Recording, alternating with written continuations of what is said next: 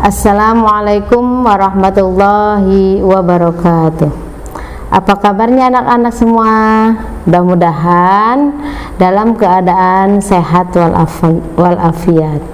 Baiklah anak-anak semua, sebelum kita memulai pelajaran hari ini, alangkah baiknya kita memulai dengan membaca doa terlebih dahulu. Mari kita membaca doa bersama-sama. A'udzu billahi minasyaitonir rajim. Bismillahirrahmanirrahim. Rabbi zidni ilman warzuqni fahman. Ya Allah, tambahkanlah ilmuku dan tertinggikanlah kepahamanku. Amin. Bismillahirrahmanirrahim. Rabbi syrah li sadri wa yassir li amri wahlul 'uqdatam min lisani yafqahu qawli. Shadaqallahul azim. Baiklah, alhamdulillah tadi kita sudah membaca doa memulai doa belajar bersama-sama. Kita lanjut kepada materi ya. Adapun materi hari ini yaitu pelajaran PKN tentang kisah keteladanan Nabi Muhammad sallallahu alaihi wasallam. Adapun tujuan dari pembelajaran ini, yang pertama, siswa mampu memahami kisah kelahiran Nabi Muhammad sallallahu alaihi wasallam. Yang kedua, siswa mampu mengambil dari teladan dari kehidupan Nabi Muhammad sallallahu alaihi wasallam. Untuk lebih jelasnya, simak video berikut ini. Setelah kehancuran pasukan Raja Abraha, kota Mekah semakin ternama. Dari kota inilah sejarah manusia paling mulia dimulai. Ka'bah sebagai jantung kota Mekah semakin ramai dikunjungi para peziarah. Demikian pula para pedagang. Mereka datang dari berbagai penjuru jazirah. Namun sayang, Ka'bah mulai diselewengkan fungsinya. Akibatnya, kejahiliahan merajalela. Bahkan pada masa itu, memiliki bayi perempuan adalah hal yang sangat memalukan, aib bagi keluarga, sehingga sebagian dari mereka tega membunuh bayi perempuan mereka sendiri. Di tengah kondisi masyarakat jahiliyah itulah Nabi Muhammad dilahirkan. Bayi luar biasa itu lahir dari rahim seorang wanita mulia bernama Aminah. Pada saat itu ditandai peristiwa-peristiwa yang luar biasa. 10 balkon istana Kisra runtuh. Juga padamnya api-api yang biasa disembah oleh orang-orang Majusi.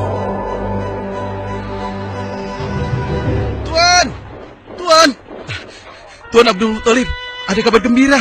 Kabar gembira? Kabar gembira? Kabar gembira apa? Tuan, cucu Anda telah lahir. Benarkah? Laki-laki atau perempuan? Laki-laki, Tuan.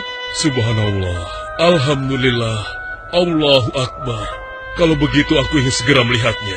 Mari, Tuan. Setelah mendengar itu, Abdul Muthalib bergegas menuju ke rumah Aminah.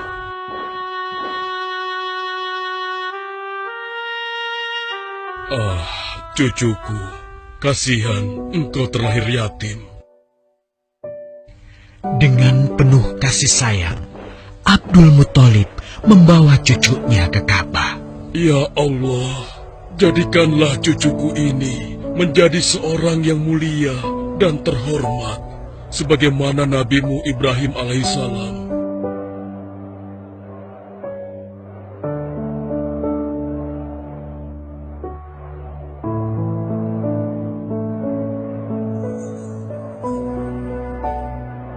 Siapa namanya, Ayah? Muhammad. Muhammad? Iya, aku akan menamainya Muhammad. Artinya yang terpuji. Kehadiran Muhammad kecil sungguh memberi kebahagiaan. Tidak hanya bagi keluarga Bani Hashim, bahkan seluruh kabilah suku Quraisy menyambutnya dengan sukacita. Kemudian Abdul Muthalib mencarikan ibu susu bagi Muhammad kecil. Kita sudah berhari-hari mencari anak susuan, yang dari situ kita akan mendapatkan imbalan yang cukup. Namun hingga saat ini, belum juga kita dapatkan. Ya, istriku, aku mengerti. Apa kita terima saja bayi yatim itu? Muhammad maksudmu? Iya, cucu dari Abdul Muthalib. Kasihan dia. Hampir semua teman-teman dari rombongan kita tidak ada yang mau menyusuinya. Karena tidak ada harapan untuk mendapatkan imbalannya dari ayah bayi itu. Betul juga engkau, istriku. Kasihan anak itu. Aku mendukungmu jika engkau susui dia. Mudah-mudahan Allah memberikan keberkahan bagi kita. Halimah segera mendatangi Abdul Muthalib. Dia bersedia untuk menjadi ibu susu dan pengasuh bagi Muhammad kecil. Betapa gembira Abdul Muthalib mendengarnya. Halimah dari Bani Sa'ad itu akhirnya dipercaya Abdul Muthalib untuk mengasuh cucunya 2 tahun lamanya. Ayo istriku, kita berangkat sekarang. Sebentar lagi suamiku, insya Allah kita berangkat sampai anak ini kenyang. Kalau begitu, aku lanjutkan berkemas-kemas dahulu. Hah? Ada apa suamiku? Lihat, unta dan keledai kita. Mereka demikian sehat, tidak seperti sebelumnya. Subhanallah. Betul suamiku, tidak seperti kemarin. Demi Allah, kau tidak salah memilih istriku. Kau telah mengambil anak yang dipenuhi dengan barokah. Allah melimpahkan keberkahan atas Halimah dan suaminya. Mereka pulang ke kampung Bani Sa'ad dengan penuh rasa syukur. 2 tahun berlalu sudah. Tugas Halimatus Sa'diyah sesungguhnya telah usai. Saatnya Muhammad kecil harus dikembalikan kepada ibunya. Terima kasih Halimah. Engkau telah merawat anakku dengan baik selama 2 tahun. Tidak ada yang bisa kuberikan, kecuali aku berdoa. Semoga Allah memberkahi engkau dan keluargamu.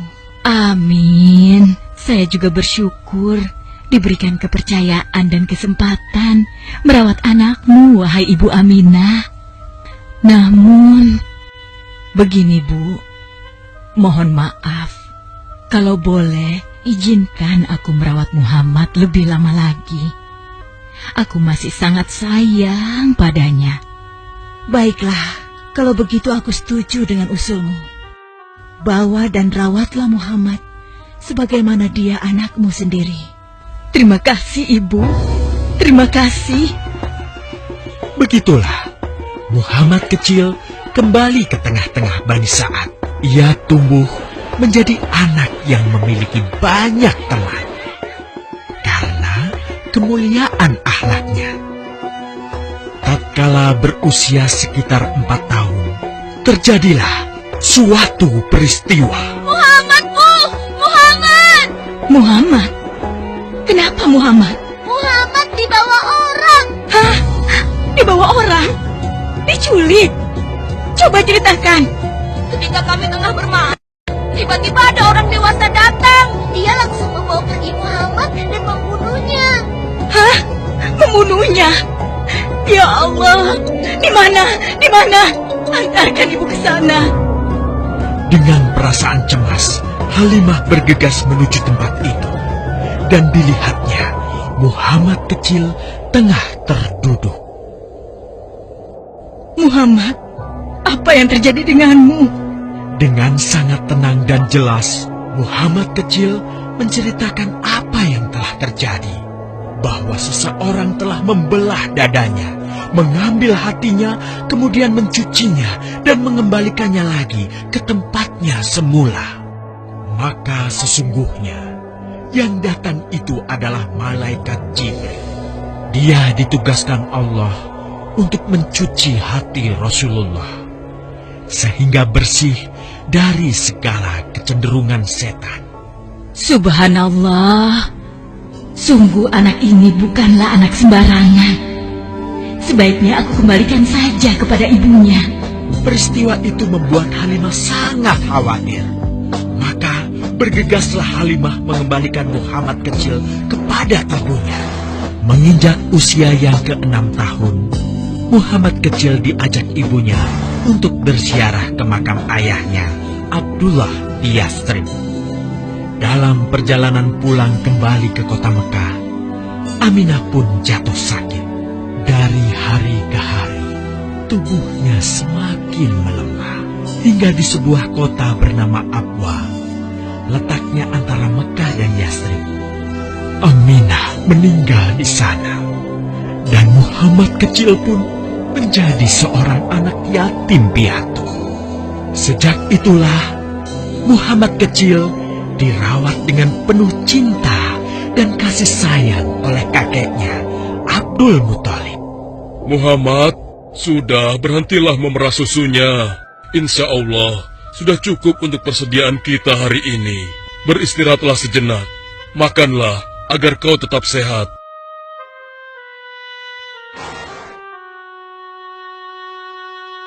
Ya Allah, betapa mulia akhlak cucuku ini. Namun, kasih sayang Abdul Muthalib tidak berlangsung lama. Saat usia Muhammad 8 tahun, Abdul Muthalib kakeknya yang sangat menyayanginya itu meninggal dunia. Kemudian, pengasuhan atas Muhammad pun beralih ke pamannya, Abu Thalib. Muhammad kecil tahu betul betapa sayangnya pamannya kepadanya. Di mana Muhammad? Ia tengah mengembalakan kambing milik salah seorang penduduk Mekah, suamiku. Sejak kapan dia keluar rumah? Sekitar waktu subuh tadi. Subhanallah, betapa baiknya akhlak keponakanku ini. Ya Allah, maafkan ketidakmampuanku mencukupi kebutuhan keponakanku. Sayangi dan berkahilah dia. Jadikanlah dia orang yang mulia di antara manusia. Hingga saat usia Muhammad menginjak 12 tahun, pamannya Abu Thalib mengajaknya berdagang ke Syam. Sampailah mereka di satu daerah bernama Busra. Saat mereka beristirahat, datanglah seorang pendeta menghampiri. Wahai saudaraku, selamat datang di Busra. Tampaknya kalian bukan orang sini. Dari manakah kalian berasal? Terima kasih saudaraku, kami datang dari Mekah. Lalu, siapakah gerangan anak ini? Ini adalah keponakanku, Muhammad namanya. Apakah engkau bertanggung jawab atasnya, Tuan? Ya, Kemana ayahnya? ayahnya sudah meninggal sejak ia masih dalam kandungan. Oh, apakah kini dia yatim piatu? Benar, Aku sungguh beruntung bertemu dengannya. beruntung. Beruntung apa? Sungguh, keponakanmu ini adalah orang yang sangat istimewa. Oh ya? Ya, dia adalah seorang nabi, Hmm? seorang utusan Allah. Bagaimana kau tahu hal itu? Aku tahu karena aku seorang pendeta, dan berita kedatangan dia sebagai seorang utusan Allah sudah disampaikan di dalam Injil.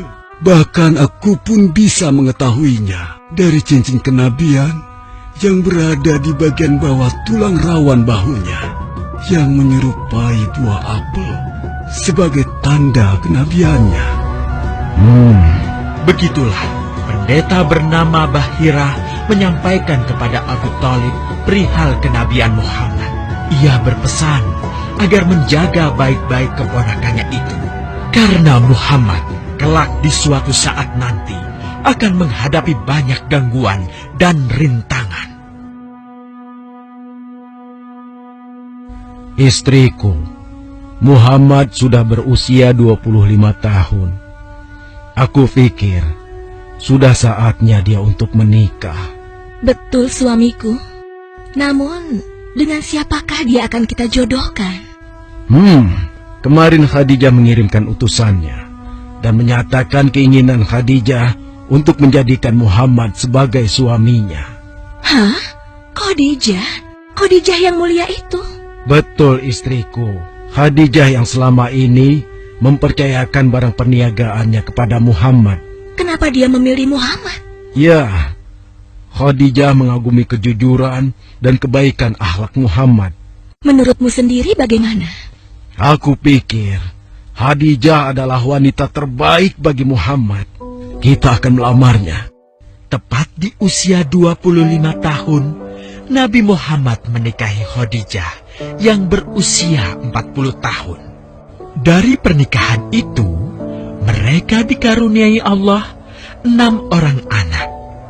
2 laki-laki adalah Al-Qasim dan Abdullah. Sedangkan putrinya adalah Zainab, Ruqayyah, Ummu Kulsum, dan Fatimah. Namun, kedua putranya itu telah meninggal semenjak mereka kecil. Suatu ketika, terjadilah banjir besar di kota Mekah. Kabilah-kabilah di kota Mekah pun bergotong royong membangun kembali Ka'bah. Setelah pembangunannya selesai, terjadilah perselisihan antara pemuka kabilah tentang siapakah yang paling pantas meletakkan Hajar Aswad di Ka'bah. Abu Thalib, apa yang harus kita lakukan? Kita sudah bicarakan hal ini selama 5 hari, namun tidak ada titik temu. Aku khawatir akan terjadi pertumpahan darah. Sudah, begini saja. Kita sepakati bahwa masalah ini kita serahkan kepada takdir terbaik. Lihat, pintu masuk Ka'bah itu. Siapapun yang pertama kali akan melewati pintu itu, dan siapapun dia, kita tidak boleh menolaknya. Setuju? Aku juga setuju. Baiklah, aku setuju. Aku juga setuju. Baiklah, kita perhatikan bersama. Tidak lama setelah kesepakatan itu, atas izin Allah, Nabi Muhammad menjadi orang pertama yang memasuki pintu menuju Ka'bah. Alhamdulillah, segala puji bagi Allah. Ternyata Muhammad, dan memang dia adalah orang yang tidak pernah kita temui ada celah. Betul? Betul. Ya, betul. Nabi Muhammad pun menerima kepercayaan itu. Dengan kebijaksanaannya, Nabi Muhammad meminta sehelai kain, lalu meletakkan Hajar Aswad di atasnya. Nabi Muhammad mempersilahkan seluruh pemuka kabilah untuk memegang ujung-ujungnya dan mengangkatnya secara bersama-sama. Setelah sampai pada sudut Ka'bah, giliran Nabi Muhammad meletakkan Hajar Aswad di tempatnya semula. Terhindarlah perpecahan di kota Mekah. Meskipun demikian, kegelisahan masih terus menggelayuti hati Nabi Muhammad. Kejahiliahan ada di mana-mana. Kezaliman dan kemaksiatan terus berlangsung. Ia tak habis pikir. Nabi Muhammad mulai merenung dan menyendiri untuk menghindar dari perilaku jahiliyah. Nabi Muhammad memilih tempat di sebuah goa di atas bukit sekitar Mekah. Goa Hiro. Dari mulut goa itulah Nabi Muhammad bisa memandangi kota Mekah yang dicintainya dengan pandangan yang lebih luas. Hingga suatu ketika, sesuatu yang tidak pernah terbayangkan sebelumnya terjadi. Tiba-tiba, goa itu menjadi terang benderang. Kemanapun arah mata melihat, di sanalah cahaya itu ada. Itulah malaikat Jibril. Jibril berkata, "Bacalah." Dengan gemetar, Nabi Muhammad berkata, "Aku tidak bisa membaca." Malaikat Jibril lantas merangkul Nabi Muhammad SAW dengan kuat hingga nafas beliau sesak. Seraya berkata lagi, "Bacalah." Sampai akhirnya malaikat Jibril membantunya setelah merangkulnya dan menyuruhnya membaca hingga 3 kali. Kemudian malaikat Jibril membantunya membaca. Bacalah dengan menyebut nama Tuhanmu yang menciptakan. Dia telah menciptakan manusia dari segumpal darah. Bacalah, dan Tuhanmulah yang paling pemurah, yang mengajarkan manusia dengan perantaraan Al-Qalam. Dia mengajarkan kepada manusia apa yang tidak diketahuinya. Kalimat suci telah terucap, resmilah sudah. Dari dalam Gua Hiro, Allah mengangkat Nabi Muhammad SAW sebagai penuntun dari kegelapan menuju cahaya, dari keburukan menjadi kebaikan, dan dari kesengsaraan menuju ke keselamatan. Nah, demikianlah tadi anak-anak ibu semua sudah menyaksikan dan menyimak video pembelajaran tentang kisah keteladanan Nabi Muhammad SAW. Mudah-mudahan dengan menyaksikan video tadi, semua anak-anak ibu semua dapat meneladani dari kisah Nabi Muhammad SAW dan dapat mengambil teladan dari kehidupan Nabi Muhammad SAW. Terima kasih dan semoga bermanfaat. Wabillahi taufiq wal hidayah. Wassalamualaikum warahmatullahi wabarakatuh.